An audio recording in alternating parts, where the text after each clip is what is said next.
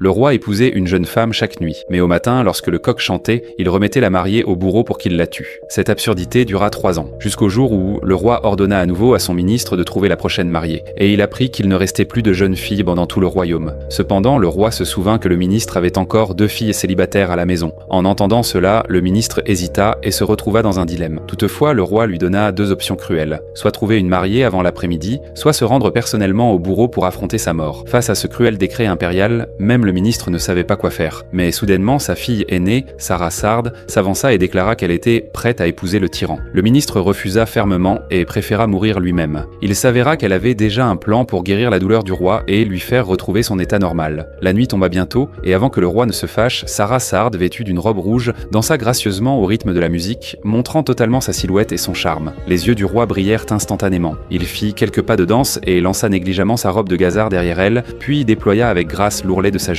Finalement, elle s'agenouilla devant le roi et lui fit une révérence avec un sourire. À ce moment-là, le roi fut complètement captivé. Comme prévu, le roi parla immédiatement et lui demanda pourquoi danser devant le roi en sachant comment cela allait se finir, mais elle répondit astucieusement. « Croyez-vous que mes larmes pourraient récupérer la miséricorde du roi ?» À ce moment, le roi réalisa que la femme devant lui était plus intéressante que les autres fiancées. Cependant, après l'histoire racontée par Sarah Sard, le roi se retrouva attiré par un désir intense de savoir comment cela allait se terminer.